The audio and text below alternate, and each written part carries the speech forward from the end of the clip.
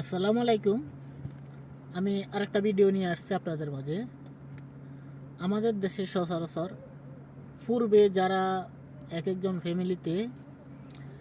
একটা ফ্যামিলিতে 12 জন, 14 জন, 16 জন ভাই বোন ছিল। তো যারা একটু হতদরিদ্র ছিল তাদের মধ্যে অভাব অনটনের কারণে বাচ্চাকে বিভিন্ন জায়গায় দিত কাজ কামের জন্য। ওইখান থেকে ছোট বাচ্চা মাইর খাইয়া ফালাইয়ে যাইত, হারানো যাইত, খুঁজে পাইতো না। তখন ওই পরিবারের বাকি সদস্যগুলো কোনো না কোনোভাবে খোঁজ করার চেষ্টা করে, খোঁজ নেয়।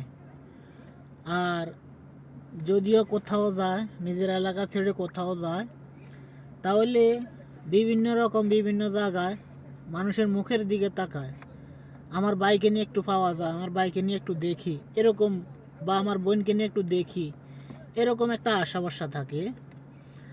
যদি 10-12 জন, 14 জন, 16 জন, 4 জন, 2 জন, 5 জন সদস্যর মধ্যে একজন সদস্য মারা যায়, বাকি সবাই যদি দেখে, জানে, শুনে যে না মারা গেছে, তাহলে আর এত আবেগ প্লবন থাকে না।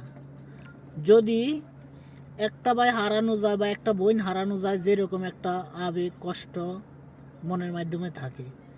কিন্তু একই পরিবারে একই সদস্যগণ যদি সবাই একত্রিত থাকে বা পরিবারেই থাকে, কেউ শহরে থাকে, কেউ বিদেশে থাকে, কেউ দেশে থাকে, সবাই এক জায়গায় থাকে না, ওই সমস্ত ভাই বোনের মধ্যে যেরকম একটা মনোমালিন্য, মন কষাকষি, দ্বন্দ্ব সব কিছু থাকে, কিন্তু হারিয়ে যাওয়া একজন ভাইয়ের জন্য বা একজন বোনের জন্য পরিবারের বাকি সদস্যদের যে একটা মায়া আবেগ থাকে, এর মধ্যে অনেক ডিফারেন্স। যা আমরা ওই বলে না, এই